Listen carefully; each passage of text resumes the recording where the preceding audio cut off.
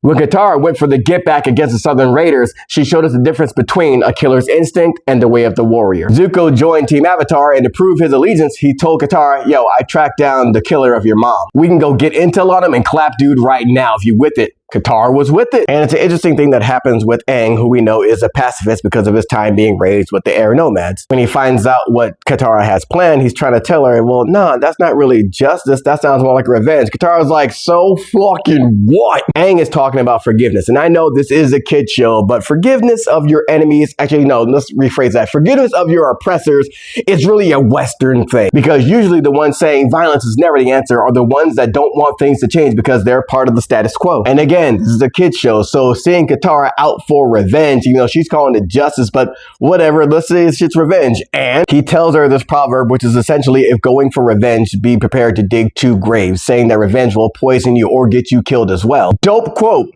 Not always the case. When it comes to revenge, there's always a saying that like, oh, it won't change anything, it won't make you feel better.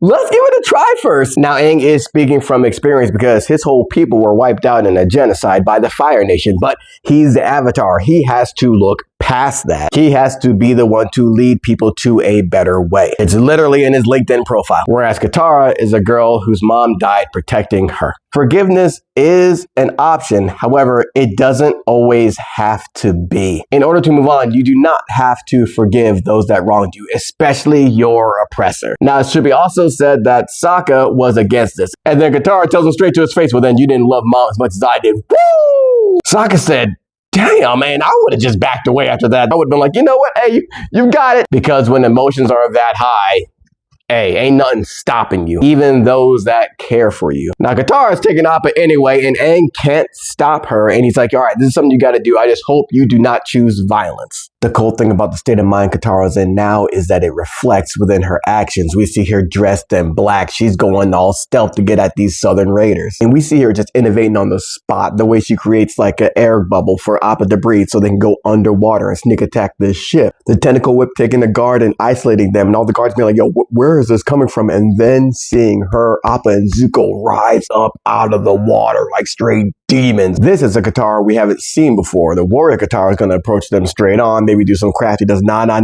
This Katara is here for business. It should also be noted that she intends to kill, but here, among all these other Southern Raiders, maybe some of them might have been there, she doesn't take any of them out. She wants the main dude, which maybe plays into different parts of revenge, where if anyone had anything to do with it, you get got. But for Katara, nah, I got one dude and one dude only who I gotta get back on, which still plays a part in her character, the way of a warrior. I'm not doing something onto someone that doesn't deserve this. So when she meets a dude she believed killed her mom, all bets are off right now, and Zuko gets it popping against you, blocking his fire shots, and Katara's waiting in the wind's like, you know what? I ain't got time for this bloodbending. And I love Zuko's reaction here because he's seen all these different feats that Katara has done now when she's a focused, blunt instrument, and he realized, oh, I could have been dead like 3 times over. And here, having this man that's a Southern Raider who she believes killed her mom, and Zuko is sitting there like basically being the prosecutor, trying to make this dude remember what he did to Katara. Katara looking him in the eye, and this guy has no idea what they're talking about. And Katara recognizes that, and she realizes this isn't the one. Now, a killer would take him out anyway, because these firebenders out here being oppressors, and maybe he is a part of the Southern Raiders, and maybe he was in there, but nah, he ain't it. I don't know what else he's done, but he's not the one we're looking for. Zuko's like, all right, let's find the one we're looking for then. And dude had like no qualms about giving up the main culprit. Zuko did not have to push hard. Dude was ready to give him up. He was like, oh yeah, you're looking for Yon Rha, retired 4 years back, lives with his mom, lives off this tiny coast in a small little village. Yo, I'll draw you a map. You're like, oh, I don't even like that dude either. He used to always eat my food. And we get a glimpse of the person that Yon Rha has become now. Dude's retired, living with his mom, who's overbearing, like, ugh, looks like life got him after all. He's going about his daily routine, getting this stuff for his mom, these groceries and everything, and he feels like he's being watched. And he is. We see Zuko and Katara staring dude down. And I love this because it's a killer's instinct. They're watching their prey. Katara is studying him, seeing what he's become, if he's still as sharp as he was before. Yon Rha's walking, and he thinks he sees someone behind him, shoots a flame off, and he's like, yo, you're gonna have to do better to sneak up on me. But no one's there. Dude turns around and trips over a booby trap laid out by Zuko and Katara, and Zuko's in his face like, yeah, we weren't over there by that bush. Your skills are trash now. Also, don't try firebending. And here is the big difference, because Yon Rha's like, yo, whoever you are, take what you want, take my money, whatever. And Katara rolls up, she's like, yo, you recognize me? He's like, nah. And she's like, hey, you better start because your life depends on it. Yon Rha stares harder and he does remember now. Katara was a little water tribe girl, and he remembers the conversation he had with her mother looking for the water bender, and she has Katara leave and then tells dude, yo, y'all took all the water benders away, and he heard rumor of there being one here. She's like, all right, well, I tell you who it is, promise to leave everybody alone. She says that it's her, and Yon Rha lets her know, I'm glad you came forward, but we ain't taking prisoners today.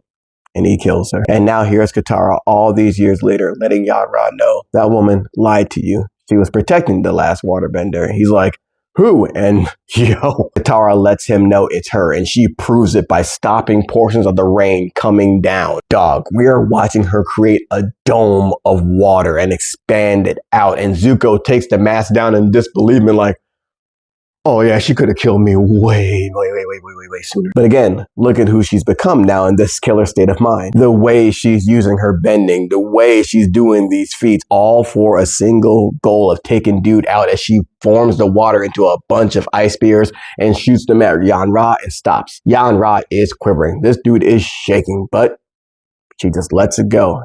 And she lets the water drench over him. Immediately, Yon Rha tells Katara, I know what I did to you. You do deserve revenge. So take my mother. That should make us square. And it's that reveal that lets Katara know the kind of person he is. If anything, she feels sorry for this dude. He's pathetic. He's hollow inside. This dude is sniveling and groveling for his life. And Katara lets him know, as much as I hate you, I can't do this shit. We then see Katara and Zuko walk away in utter disgust, leaving Yon Rha to just sit there and snivel in the dirt. And we see Katara has chosen mercy. Seeing the way Yon Rha was here, it would have been beneath her to kill this dude, this sniveling coward all along who was hiding behind orders, even though he knew what he did was wrong. I do wonder if Yon Rha had stood on what he had done and taken pride in it and was still drinking the Fire Nation Kool-Aid, would it have been a different story there? Zuko just stood to the side and Katara's like, yo, I have power now. I was helpless when you came to me as a child and attacked the village, but now I can stand on equal ground.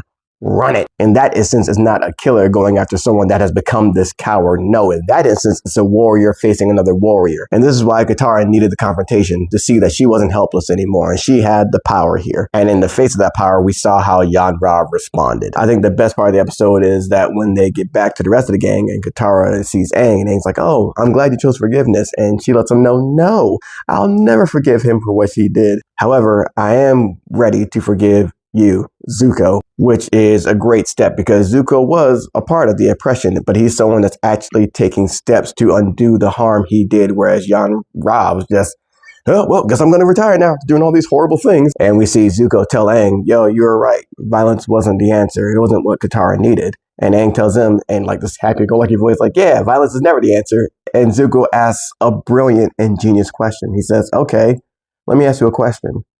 What are you going to do when you face my father?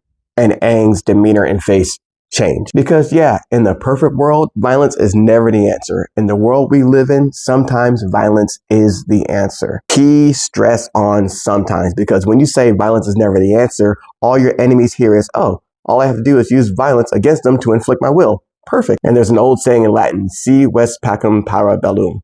If you want peace, prepare for war, which is what the Avatar gang has to do entirely. They want to bring peace. All right, you're going to have to fight to do that. In order to fight and do that, you're going to have to use violence. But I'm so glad for that takeaway in the end with Katara choosing not to forgive her oppressor because, yeah, you don't need to do that to move on. You don't have to forgive your abuser, bro. I promise. And we saw how the warrior in her went and just take someone's life that wasn't even willing to freaking defend themselves and just groveling. But Southern Raiders was beautiful to see that Katara, the mother of the group, has a killer's instinct and can move like one when she needs to and when she wants to. Mask up, not giving a fuck. Katara was one I'll never forget.